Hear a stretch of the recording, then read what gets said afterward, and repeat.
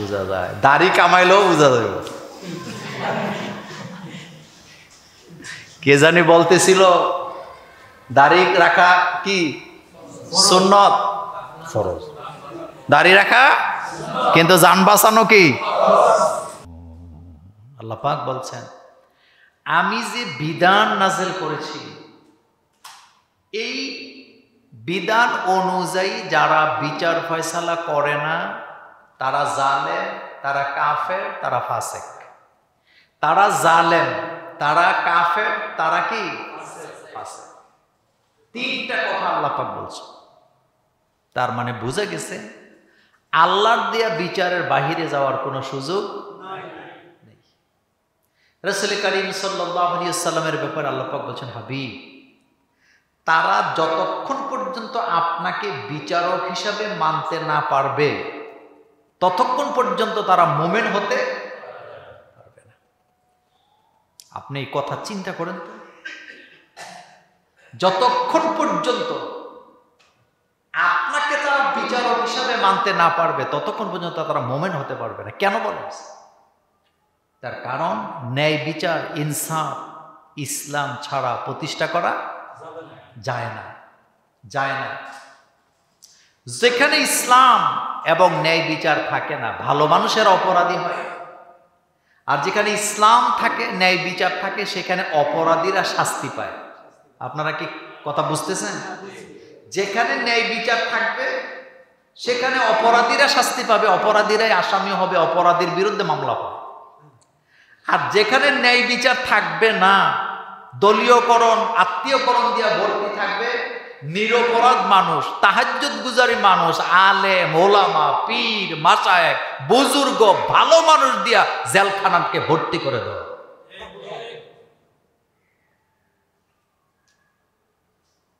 ইমামে আজম আবু হানিফা রাহিমাহুল্লাহ তিনি কি খারাপ মানুষ ছিলেন? কোটি কোটি অনুসারী তার, কিন্তু তিনি জেল খাটছেন। ইমাম বুখারী তিনি জেল খেটেছেন। পৃথিবীর ইতিহাসে যত বড় বড় মুহাদ্দিস আছে, ইমাম আহমদ বিন হাম্বল তিনি মসজিদে নববীতে হাদিস পড়াইতেন। শুধুমাত্র সমকালীন রাষ্ট্র ব্যবস্থার, বিচার ব্যবস্থার বিরুদ্ধে কথা বলার কারণে তাকে পর্যন্ত মসজিদে নববী থেকে বের করে দেওয়া হয়েছে। আপনি চিন্তা করতে পারেন? এই জন্য আপনি দেখবেন যেই সমাজে ন্যায় বিচার নাই, ভালো ভালো মানুষ জেলখানায় পাবেন। আর যেখানে ন্যায় বিচার আছে, চোর, বাটপার, জুলুমবাজ ধরা পড়ে। এই জন্য রাসূল করিম সাল্লাল্লাহু আলাইহি ওয়াসাল্লাম বলেছেন, আন আবি হুরায়রা রাদিয়াল্লাহু তাআলা আনহু আন্না রাসূলুল্লাহি সাল্লাল্লাহু আলাইহি ওয়াসাল্লাম قال, হযরত আবু হুরায়রা রাদিয়াল্লাহু তাআলা আনহু বর্ণনা, রাসূল করিম সাল্লাল্লাহু আলাইহি ওয়াসাল্লাম বলেছেন, মান ওলিয়াল কাযা ফাকাদ যুবিহা বিগাইরি সিকান। রাসূল করিম সাল্লাল্লাহু আলাইহি ওয়াসাল্লাম বলেছেন, যে ব্যক্তি বিচারকের পদে নিযুক্ত হলো সে যেন নিজেকে বিনা ছুরিতে জবে করে দিল। কথা বুঝেন নাই? রাসূল বললেন যে ব্যক্তি বিচারকের আসনে আদিষ্ট হলো, মানে বিচারকের চেয়ারে বসলো, সে নিজেরে নিজে ছুরি ছাড়া জবে করে দিছে। কত মারাত্মক কথা! মানেটাকে মানে হচ্ছে বিচারের চেয়ারে বসে বিচারক যদি কারো চোখ রাঙ্গানিয়া টেলিফোনে বিচারের রায় দেয়, সে জাহান্নামে যাবে। আর সে যদি এই জায়গায় বসে ন্যায় বিচার করতে পারে, হাদিসে আসছে সে আল্লাহর ছায়া বিনা হিসাবে জান্নাতে চলে যাবে। এই জন্য সর্দারে মাথা পরি করতে সাবধান, বিচার আচার করতে সাবধান। আর বিচার আচার করতে মানুষ মাথা ঘিলু লাগে। সমাজে বিড়ি খাওয়িন না, গাঁজা খাওয়িন না, হেডরে নিয়ে বিচারক বানায়। কোন আলেমকে আপনি বিচারকের পদে পাবেন না, অথচ আলেমদেরকে যদি বিচারকের পদে দেওয়া হয় ইনসাফ কায়েম হয়ে যায়। এই পৃথিবীর মুসলিম যত শাসক আছে, প্রত্যেক শাসকদের আলেমরা ছিল তাদের বিচারের জায়গায়, আলেমরা ছিল বিচারের কি এবং সমকালীন মানে ক্ষমতাশীল ব্যক্তির উপদেষ্টা হিসাবে কাজ করত আলেমেরা, আর বর্তমানে যারা ক্ষমতায় থাকে তাদের উপদেষ্টা বানানো হয় চোর, বাটপার, লুটেরা, নিরীন খেলাপিদের।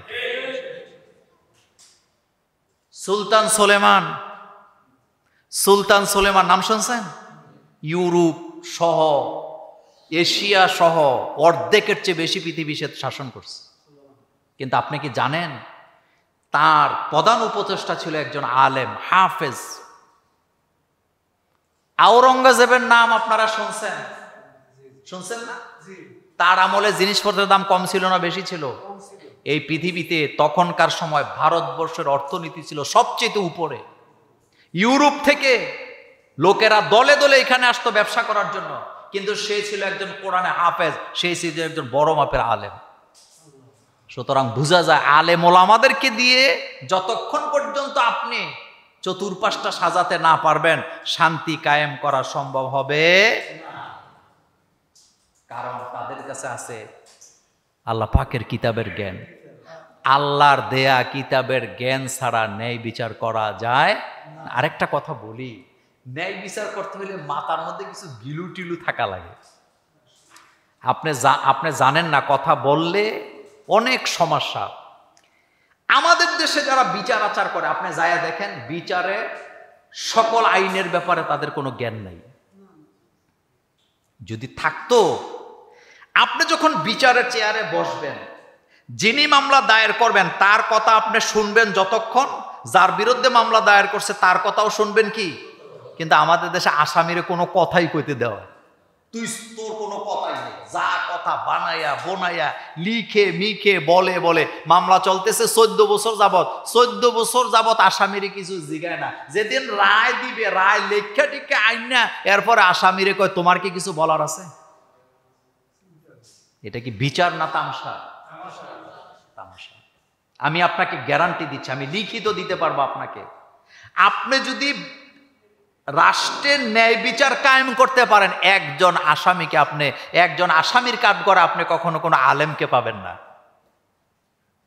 কারণ আলেমরা দুর্নীতি করে না, আলেমরা বালুর মাঠ দখল করে না, আলেমরা কারো প্রতিষ্ঠান দখল করে না, আলেমরা বিচার করতে যায় বাম হাতে কারো কাছ থেকে টাকা পয়সাও খায় না, ঘুষও খায় না। আচ্ছা, আমি আপনাদের মসজিদে ইমামতি করি, আমার কি ঘুষ খাওয়ার কোনো রাস্তা আছে? আসতে কইছেন, কোন রাস্তা কি আছে? আপনাদের দেশে যত আলেম আছে, একজন আলেমের নাম বলে, উনি কি ঘুষ খাওয়ার কোনো রাস্তা আছে? তো হ্যাঁ, আসামি হয় কেন? গত 17 বছর যাবত তাই দেখছি, হাজার হাজার আলেম মামলা খাইতে, এমনও আলেম আছে 64টা মামলা তার কান্দে। তো অপরাধটা কি করছে সে? অপরাধটা কি করেছেন? অপরাধ কিছুই করে না, জালেমের বিরুদ্ধে কথা বলার কারণে এই মামলাগুলো খাইছে। অথচ বুখারীর হাদিসে রাসূল করিম সাল্লাল্লাহু আলাইহি ওয়াসাল্লাম বলেছেন, তোমরা যত জিহাদ করো সর্ব উত্তম এবং শ্রেষ্ঠ জিহাদ হলো সমকালীন জালেমের বিরুদ্ধে কথা বলা, অন্যায়ের বিরুদ্ধে কি করা? কথা বলা। বিচার করতে ঘিলু কেন লাগে বলছি, দেখেন, এক মহিলা একজন পুরুষের বিরুদ্ধে কাজীর দরবারে বিচারকের কাছে মামলা দায়ের করছে। মামলাটা হলো আমাকে জোর করে সে ধর্ষণ করছে। তো মামলা শুনছে, যে আসামি বাদী বিবাদী দুইজনের কথা শুনছে। শোনার পরে বিচারক রায় দিছে, পুরুষের উপরে 5 দিরহাম জরিমানা করছে। কত দিরহাম? 5। পুরুষটা বলতেছে, আসামি বলতেছে, কাজীকে বলতেছে, কাজী মানে বিচারক, কাজীটা আরবি শব্দ, এটা তো বুঝেন। বিচারককে বলতেছেন যে মহামান্য বিচারক, আমি এই অন্যায়টা করি নাই, কিন্তু আপনি যেহেতু রায় দিয়েছেন আমি মানতে কি বাধ্য, আমি 5 দিরহাম দিয়ে দিলাম, তবে আমার আল্লাহ সাক্ষী আছে আমি এই কাজ করি নাই, আমি মহিলাকে চিনি না। তখন বিচারক বলেছিলেন, তুমি যদি অন্যায়টা করে না থাকো, আল্লাহ অবশ্যই তোমাকে উত্তম যাজা দিবে। কি দিবে? উত্তম যাজা। এখন বিচারপতি মহিলাকে বলতেছে, তুমি তো 5 দিরহাম পাইছো, তুমি যাও। মহিলা 5 দিরহাম নিয়ে খুশি মনে চলে যাচ্ছে। একটু দূরে যাওয়ার পরে বিচারপতি বলতেছে ওই আসামিকে, তুমি যে 5 দিরহাম দিছো, যাও, যাইয়া রাস্তায় মহিলারে যেখানে পাবা ওখান থেকে 5 দিরহাম তার হাত থেকে কেড়ে নিয়ে আসবে। পুরুষ লোকটা দৌড়ে যাইয়া, তার তো টাকা, সে তো অন্যায় করে নাই, মহিলারে ধরে তার থেকে কয় টাকা, 5 দিরহাম আনার জন্য আধা ঘন্টা চেষ্টা করছে। কথা বুঝতেছেন? কতক্ষণ? আধা ঘন্টা চেষ্টা করছে। 5 টাকা আনা তো দূরের কথা, মুঠটাই খুলতে পারেনি। হেতে ফেরত আইসা কয়, বিচারপতি টাকা গেছিল এটাই ভালো, এখন তো এনার্জিও গেছে। কয় কেন? আধা ঘন্টা চেষ্টা করছে, কিন্তু মহিলা থেকে টাকা আনবো তো দূরের কথা, টাকার হাতের মুঠটাই খুলতে পারি না। বিচারপতি এবার পুলিশ পাঠাইছে, যা ওরে ধরে নিয়া। এখন মহিলাকে ধরে এনে বলতেছে, তুমি 10 দিরহাম জরিমানা দিবা। কত? মহিলা বলতেছে 10 দিরহাম। কাজী সাহেব এটা কি রায় দিলেন? জরিমানা দিলেন 5, এখন আবার 10 কেন? বিচারক তখন বলতেছে, তুমি বলো যেই পুরুষ তোমার হাতের মুঠ থেকে 5 দিরহাম আনতে পারে না, সেই পুরুষটা তোমার কাপড় চোপড় খুইল্লা তোমার সাথে খারাপ কাজ করছে, এইটা শয়তানও বিশ্বাস করতে পারবে না। যে আলেমদেরকে মন্ত্রী বানাইলে 2 টাকার দুর্নীতির মামলা করা যায় না, 14 বছর চেষ্টা কইরা, ওই আলেমরা নারী দর্শন করছে, এটা শয়তানও বিশ্বাস করতে পারে। আর এটা বুঝার জন্য বিচারকের গিলু থাকা লাগবে। কথা বুঝাইতে পারি না? কি থাকা লাগবে? গিলু থাকা লাগবে। আচ্ছা, একটা হেকায়েতুল লতিফ একটা কিতাব আমরা পড়েছিলাম আরবি, ফার্সিতে। তো ওখানে একটা গল্প ছিল, এটা আপনারা বাংলায় বোধহয় গল্পটা পড়ছেন। 2 মহিলা এক বাচ্চা নিয়ে ঝগড়া লাগছে। কয় মহিলা? 2 মহিলা। বাচ্চা হলো একটা দাবিদার, এই মহিলাকে এটা আমার সন্তান, ওই মহিলাকে আমার সন্তান। এখন 2টারে 2 দিকে দাঁড়া করেছে, 2টাই কসম কাটতেছে, বলতেছে আমার বাচ্চা, আমার বাচ্চা। বিচারক তো বিপদে পড়ছে, কিন্তু গিলু আছে। কি আছে? বুঝেন তো কথা? ব্রেন আছে। বিচারক বলতেছে জল্লাদকে ডেকে এনে, একটা কাজ করো, 2জনই দাবিদার, আমরা তো আর জানি না বাচ্চা কার, বাচ্চাকে কেটে 2 টুকরা করে 2 ভাগ 2জনকে দিয়ে। এখন যেই মহিলার বাচ্চা না, সে বলতেছে আমি রাজি আছি, কিন্তু যার বাচ্চা সে বলতেছে কাজী সাহেব বাচ্চা হত্যা করে ভাগ করার কোনো দরকার নেই, এটা আমার বাচ্চা না, এটা উড়ে দিয়ে দেন। কথা বুঝেন নাই? কি বুঝছেন? হ্যাঁ। এখন কাজী সাহেব বলতেছে যে বলেছে বাচ্চা কাটার কি নাই, দরকার নেই, আমার বাচ্চা লাগবে না, ওরে দিয়ে দেন। আসল মা মূলত সে, কারণ আসল মা কখনো বাচ্চার গায়ে আসল লাগতে। আচ্ছা, আরেকটা কথা বলে আমি এই কথাটা চেঞ্জ করবো। বিচারক কেমন হওয়া লাগে? মাথা থাকা লাগে। কি থাকা লাগে? মাথা থাকা লাগে। দলীয় কোনো ব্যক্তির পা চাটলে, কোন দলের পা চাটলে এবং দলীয় পরিচয়ে বিচারক হলে কখনো ন্যায় বিচার করা যায় না। একজন পুরুষ লোক তার স্ত্রীর বিরুদ্ধে বিচারকের কাছে বিচার দিছে। বিচারটা কি? আমার স্ত্রী পরকিয়া করে, আমি যখন বাসায় থাকি না, সে অন্য পুরুষকে ঘরে নিয়ে আসে। মহিলাকে জিজ্ঞেস করছে তুমি কি এই কাজ করো? কয় না, আমি জীবনে এই কাজ করি না। আর কসম কাটার বেলায় মহিলারা কয় নাম্বার? হারামও খাই নাই, হারামও দেখিনো, হারামও বুঝিনো, বলে কে বলে না? বিচারক কথাবার্তা শুনে টুনে বেচারি এমন ভাবে বানায়া বানায়া কথা বলছে, আমি এই কাজ করি না, আমার স্বামী আমার বিরুদ্ধে অপবাদ দিচ্ছে। বিচারপতি বলতেছেন তুমি যেহেতু নিরপরাধ, তোমাকে ছেড়ে দেওয়া হবে আজকে। বিচারপতি পকেট থেকে একটা আতরের সীসা বের করছে। কি আতর? তো সাধারণ আতর না, এটা তো বিচারকের আতর। মহিলাকে দিয়ে বলতেছে তোমার স্বামী তোমার বিরুদ্ধে অপবাদ দিছে, তুমি এই পরকিয়া করো না, যেহেতু পরকিয়া করো না, এই ধরো আতরের সীসাটা নিয়ে যাও, এটা আমি তোমাকে দিলাম, তবে খবরদার এই আতর তুমি কাউকে দিও না। কথা কি বুঝতেছেন? মহিলা খুব খুশি মনে স্বামীকে গালাগালি করতে করতে বাড়ি চলে গেছে। মনে মনে বলতেছে তুমি স্বামী আমারে আটকাবা পারো না, উল্টা আমি পুরস্কার পাইছি। আসলে পুরস্কার পায় না, এটা কি বাড়িতে নিয়ে এত দামি আতর লাগায় দেখে কি গ্রান। স্বামী যখন চলে গেছে, আবার ওই যার লগে ফষ্টি নষ্টি করে সে তো আসছে। আসার পরে মহিলা খুব বুক ফুলায় বলতেছে তুমি হইলে আমার জানের জান, পরাণের পরাণ, এই বাক্যটা আমি ওই জায়গা থেকেই বলতেছি, এটা আমার বানানো নয়, এই কথাটা ওখানে আছে ঘটনার ভিতরে। মহিলা বলতেছে তুমি হইলে আমার জানের জান, পরাণের পরাণ। বিচারপতি বলছে এই আতর যেন কাউকে না লাগাই, তোমারে না লাগাই কি পারি? আতর হাতে লাগাইয়া মহিলা ওই পুরুষের গালে, দাড়িতে, চুলে, জামায় সব জায়গা লাগাইছে। লাগাইয়া যখন দিছেন, বিচারপতি ওদিক থেকে গোয়েন্দা বিভাগের লোকদেরকে বলে রাখছে এই আতরের গ্রান যেই পুরুষের গায়ে পাওয়া যাবে সে অ্যারেস্ট। বিচারপতি কাকে বলে দেখছেন না? কয়দিন আগে বিচারপতি কালো মানিক। কি মানিক? আপনারা হাসেন, এই ধরনের কালো মানিকরা দেশটাকে ধ্বংস করে দিচ্ছে। বিশ্বাস করেন, একজন বিচারপতি যখন তার চেয়ারে বসবে, মামলাটা যদি তার ছেলের বিরুদ্ধে হয়, ছেলের চেহারার দিকে তাকায় রায় দিবে না, আল্লাহকে ভয় করে ন্যায় বিচার করার জন্য রায়টা দিবে।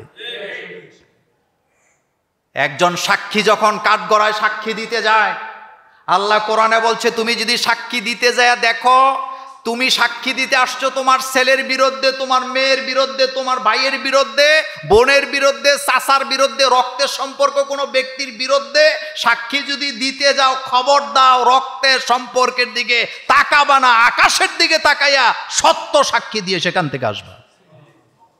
আর এখন টাকা পাইলে সাক্ষী কি এরকম লোক আমাদের জুমুরে টাকা দিলে সাক্ষী কিনা যায়, কিচ্ছু লাগে না, কিচ্ছু লাগে না।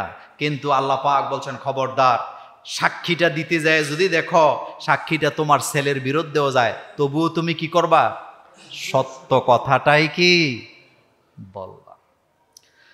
আল্লাহ রাব্বুল আলামিন এই জন্য আমাদেরকে সতর্ক করে বলেছেন, ইয়া আইয়ুহাল্লাযীনা আমানু কুনু কাওয়ামিনা লিল্লাহি শুহাদা বিল কিসতি। আল্লাহ পাক বলেন হে মুমিনেরা, তোমরা আল্লাহর জন্য অন্যায়ের সাথে সাক্ষী দানকারী হিসাবে দণ্ডমান হয়ে যাও। কোনো কাউমের প্রতি শত্রুতা যেন তোমাদেরকে কোনোভাবে পরচিত না করে। তোমরা যখন বিচার করবে, সাক্ষী দিবে, ইনসাফ কায়েম করবে। কি করবে? ইনসাফ, ইনসাফ কায়েম করবে। চিন্তা করা যায়, এই জন্য যারা অন্যায় করে না তারা সব সময় বুক ফুলাইয়া চলে। কথা কি বুঝাইতে পারি নাই? আর চোর, চোরের মতো, চোরের মনে কি বলেন তো? আরো আসতে কোন। আমি আপনাদেরকে বলি, কিয়ামতের মাঠে চেহারা দেখে দেখে আসামি চিনা হবে। এটা মোল্লার কথা না আল্লাহর কথা? আল্লাহ রাব্বুল আলামিন বলছেন চেহারা দেখে বোঝা যাবে। ইউরাফুল মুজরিমুনা বিসীমাহুম ফায়ুখাযু বিন-নাওয়াসি ওয়াল আকদাম ফাবিআইয়ি আলাই রাব্বিকুমা তুকাযযিবান। আল্লাহ পাক বলেন কিয়ামতের ময়দানে চেহারা দেখলে বোঝা যাবে এটা অপরাধী। চেহারা দেখলেই কি বোঝা যায়? দাড়ি কামাইলেও বোঝা যাবে। কে জানি বলতেছিল দাড়ি রাখা কি সুন্নত, ফরজ। দাড়ি রাখা কিন্তু জান বাঁচানো কি? আপনি সব আসামিরে এক জায়গায় দাঁড়া করায়েন না। আপনি নিরপরাধ মানুষকে যদি আসামি বানান, আপনি দেখবেন ভাগ্যও যাবে না, হাসতে হাসতে ফাঁসির মঞ্চে চলে যাবে। কিন্তু যে অরিজিনাল চোর ধরার আগে দাড়ি কামাইয়া দেশ থেকে পালায়া যাওয়া। আপনি বুঝেন না এখনো কিছু? ব্রেনে ঢুকে না কেন? আমি কোনো অন্যায় করিনি, আমার লুকানো কোনো দরকার আছে? আপনি মারলেই কি, আমার গুলি করলেই কি, ফাঁসি দিলে কি, আমি অন্যায় করিনি, আমি মাথা নত করবো না। কিন্তু আপনি চুরি করছেন, চোর সবসময় চোরই থাকে। বাড়িটা যেহেতু আপনার, আপনি যত দুর্বল হন, চোর কইয়া চিল্লানি দিলে চোর এখান থেকে ভাগতে কি বাধ্য। কথা বুঝাইতে পারি নাই? আমি বলিনি, আল্লাহ পাক বলছেন ইউরাফুল মুজরিমুনা বিসীমাহুম ফায়ুখাযু বিন-নাওয়াসি ওয়াল আকদাম। কিয়ামতের ময়দানে চেহারা দেখে দেখে আল্লাহ চিনবে।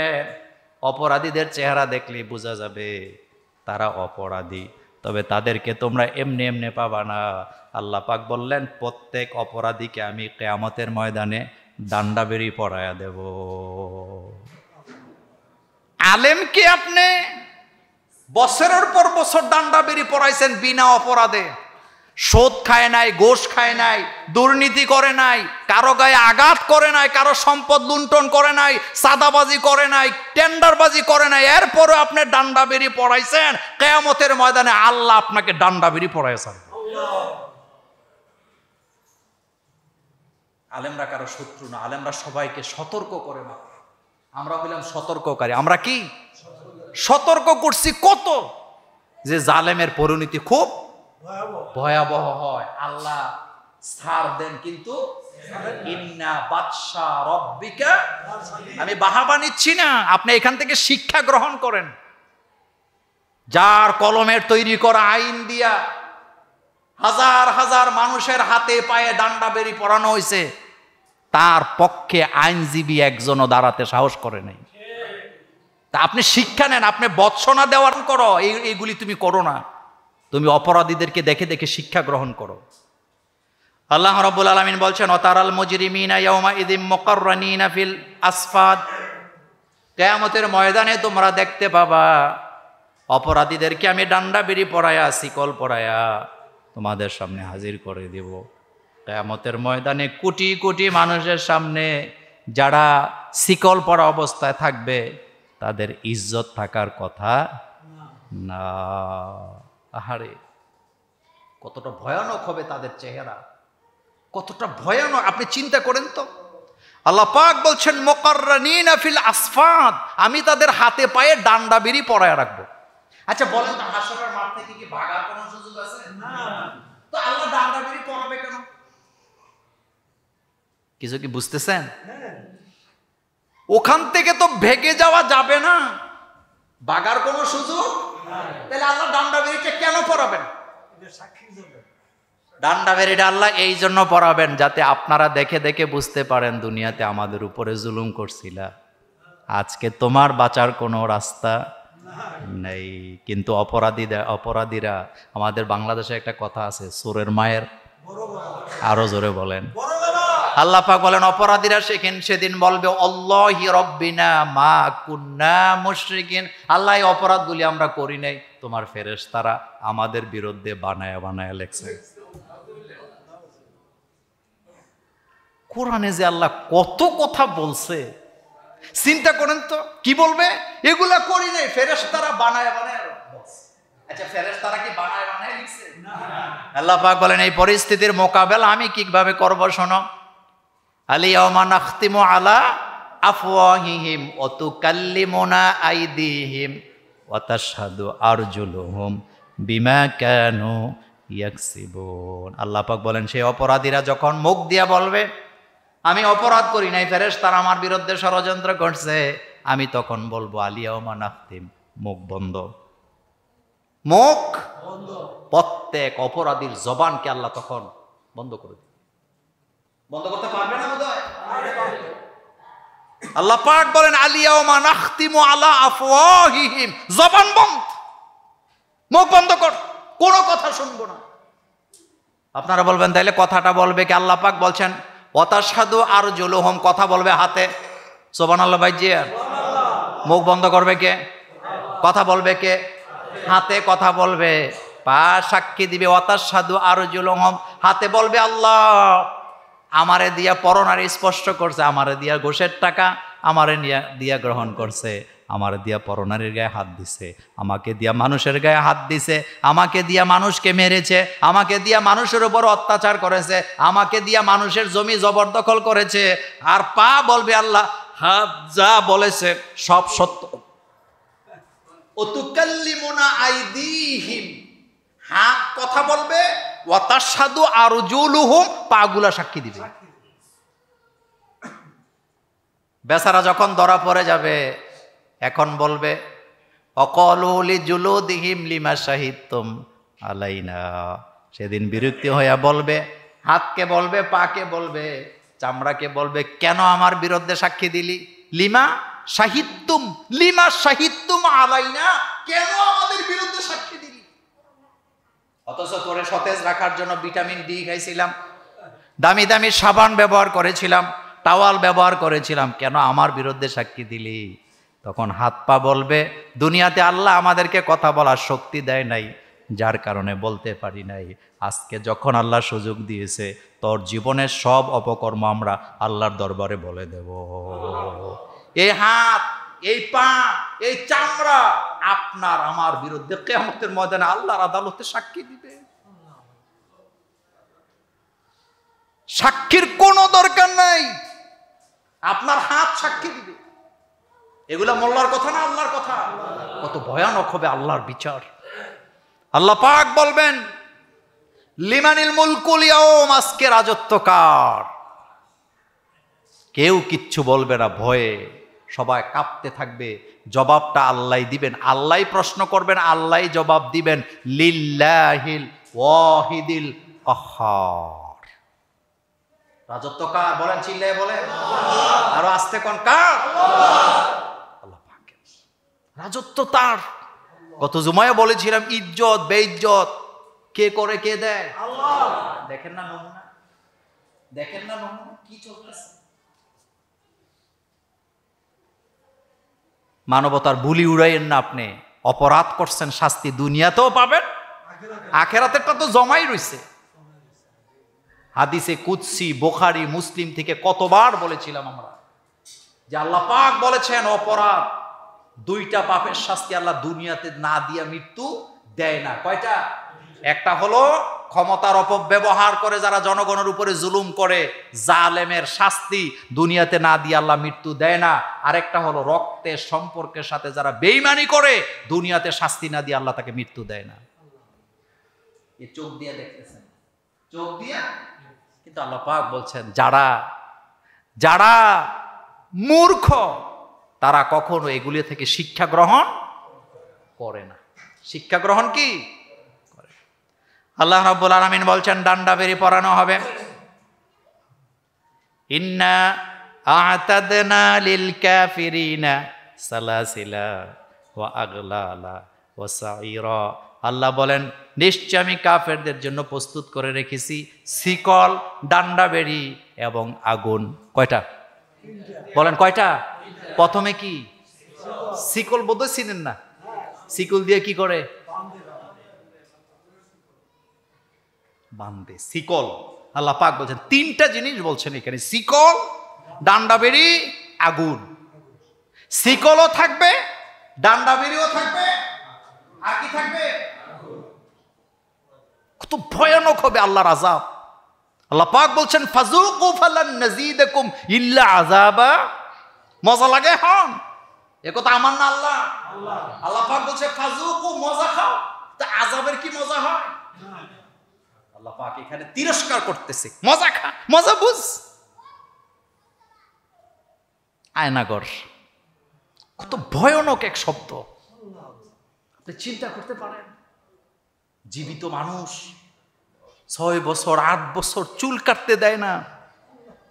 পৃথিবীর ইতিহাসে কোন বন্দীদের সাথে এমন আচরণ করেছে জঘন্য এরকমের আপনি ফেরাউনের আমলেও পাবেন না,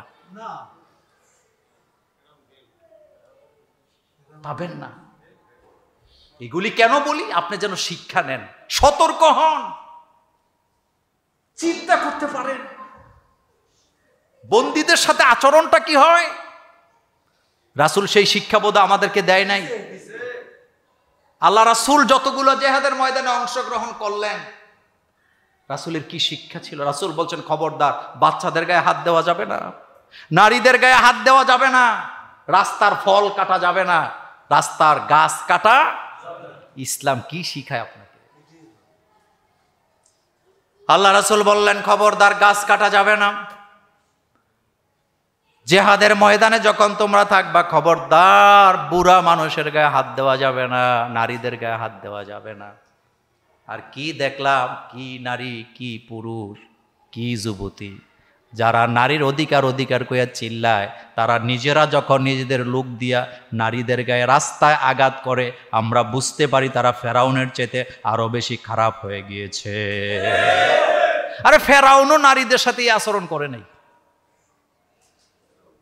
ফেরাউন নমরুদের লোকেরাও নারীদের সাথে আচরণ।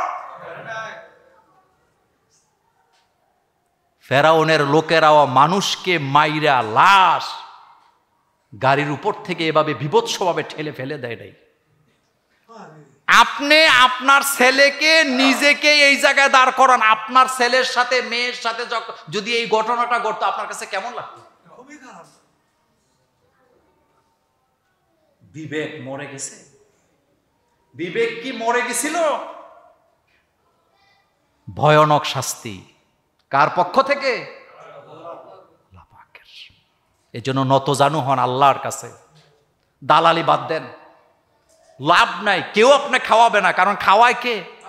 আল্লাহ পাক বলেন আমি তোমাকে খাওয়াচ্ছি, আমি তোমাকে পড়াচ্ছি, আমি তো তোমাকে সব দিচ্ছি, জমিন আমার, আইনও চলতে হবে আমার। আল্লাহর আইনের পক্ষে যারা সংগ্রাম করে তারা বাঁচলেও লাভ, এজন্য তারা মৃত্যুকে ভয় পায় না। আর দুনিয়াটাকে যারা সব মনে করে কামাইতে কামাইতে কামাইতে কামাইতে হাজার হাজার কোটি টাকা, এতে চিন্তা করে আমি মরলে এগুলা খাইব কে? আমি যতদিন বাঁচতে পারি ততই কি আল্লাহ রাব্বুল আলামিন বলছেন সেদিন শুধু এভাবে হবে না, ডান্ডা বেরি পড়ায় শুধু আমি ছেড়ে দেব না। ওয়াসিকাল্লাযীনা কাফারু ইলা জাহান্নামা যুমারা হাত্তা ইযা জাউহা ফুতিহাত আবওয়াবুহা। কিয়ামতের ময়দানে জাহান্নামীদেরকে আমি দলে দলে হাকায়া হাকায়া পিডায়া পিডায়া জাহান্নামের দিকে নিয়ে যাব। যেরকম নাউযুবিল্লাহ। ওয়াসিকাল্লাযীনা কাফারু ইলা জাহান্নামা যুমারা, দলে দলে পিডে পিডে জাহান্নামের দিকে নিয়ে যাব আমি। ছোটবেলা গ্রামে যারা ছিলেন, গরুর পাল বিকাল বেলা রাখাল এক লগে নিয়ে যায় না, হাতে কি থাকে, এটা দিয়ে কি করে? পিডাইয়া পিডাইয়া নিয়ে যায়।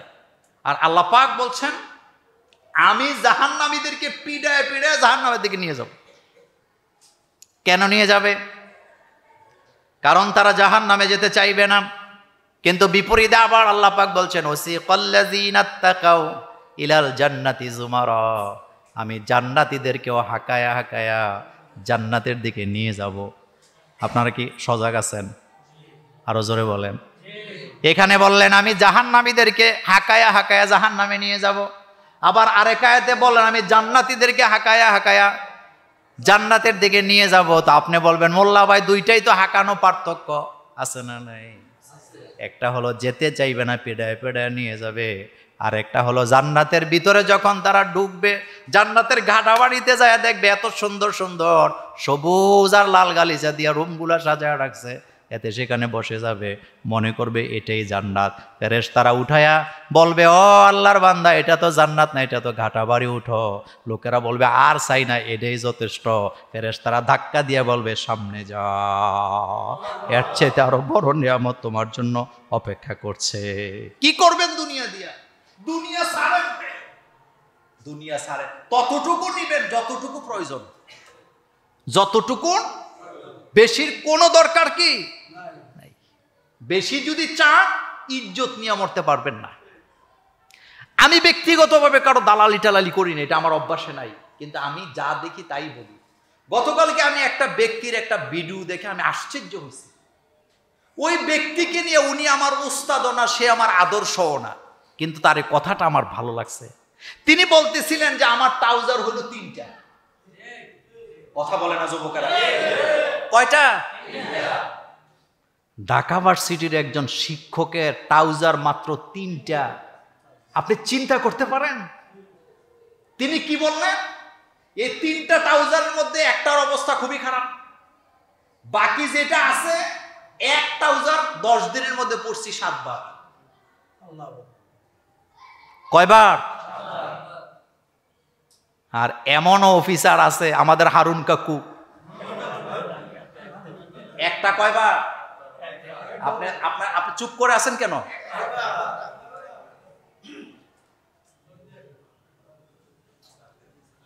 আশ্চর্য হয়ে যায়, এক ব্লেজারের দাম কয় লাখ,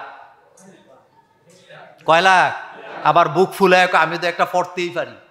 তো তোর আব্বার টাকা, তোর আব্বার টাকা।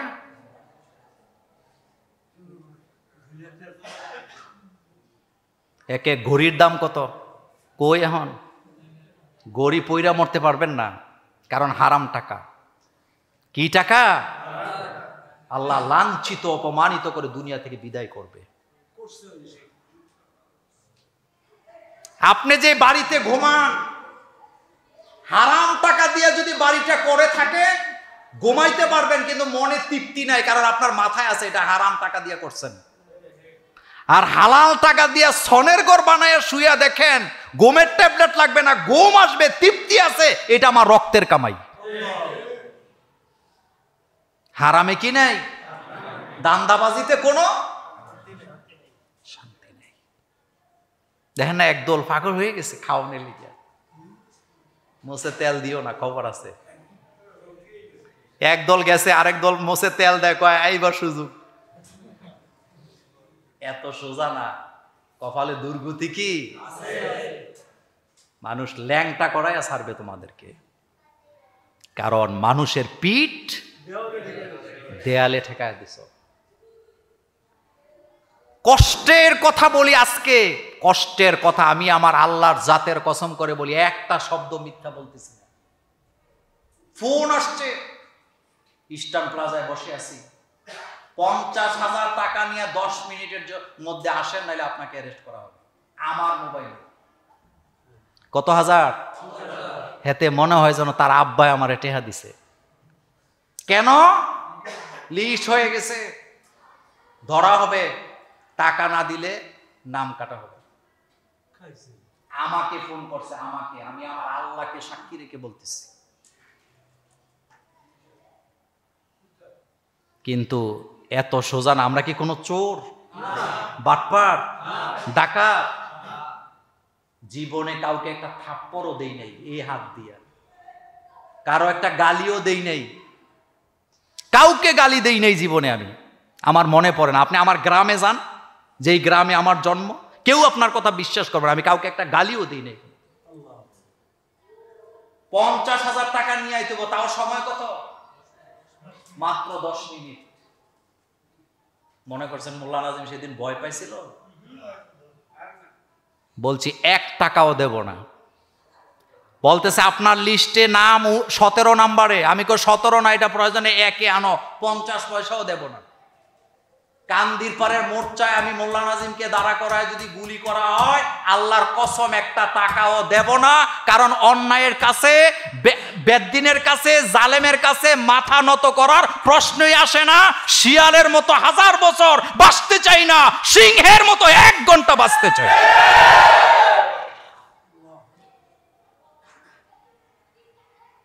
মসজিদে খুতবা চলতেছে, আমি মোল্লা নাজিম আলোচনা করতেছি, অস্ত্র শস্ত্র লইয়া হামলা, সাক্ষী আছে লোকেরা, এখানে কয়েকজন আছে। ভয় পাইছিলাম সেদিন? বিন্দু মাত্রও না। এতগুলা অস্ত্রধারী সন্ত্রাসের সামনে বুক ফুলাইয়া সেদিন আমার বক্তব্য নোট যা ছিল সেটা বলেছিলাম, এবং বলেছিলাম 1 মিনিট আগেও জুমা হবে না, আমি আমার আলোচনা করব, তারপরে আমি আমার নামাজ পড়াবো। কারণ সৎ সাহস, অহংকারের জন্য কথাগুলা বলি নাই। কখনো অন্যায়ের সামনে মাথা নত করা যাবে না। কিচ্ছু করতে পারবে না, আপনাকে কিচ্ছু করতে পারবে না। বাংলাদেশে ইসলামী আন্দোলনকে নিশ্চিহ্ন করার জন্য হাজার হাজার জঙ্গি নাটক সাজাইয়া হাজার হাজার লক্ষ লক্ষ আলেমকে আসামি বানানো হয়েছিল, কিন্তু আজকে সেই ময়দানে ইসলামের আওয়াজ ছাড়া কিচ্ছু নাই।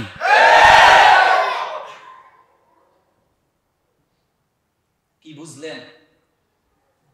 অন্যায় কোনোদিন চিরস্থায়ী হয় না। কিয়ামতের ময়দানে ধরবে কে? আল্লাহ পাক ধরবেন, আল্লাহ পাক ধরবেন। চোর নই, ডাকাত নই, আমি কেন ভয় পাবো? মুরব্বীদের একটা কথা আছে, পাপ নাই তো শরীরে জমের কি ভয়। এখন চোরের মতো ফালাস কেন? এত পাওয়ারফুল ব্যক্তি যে হাতের কলম দিয়ে হাজার হাজার অবৈধ আইন করে নিরপরাধ মানুষকে শেষ করে দেওয়া হয়েছে, তার পক্ষে একজন আইনজীবী নাই। আপনি অপরাধ করেন নাই, নৌকা দিয়ে রাতের বেলা ভাগতে হবে কেন আপনাকে? আপনি বীরের মতো দাঁড়ায় থাকেন যে আমি কোনো অন্যায় করি নাই, কিন্তু না, আপনি জানেন আপনার পা থেকে মাথা পর্যন্ত আপনার জানা আছে আমি অপরাধ করেছি, আমি নিরপরাধ মানুষের গলায় ফাঁসির জঞ্জির জড়াইছি, আপনি জানেন, এই জন্য আপনি ভাগেন।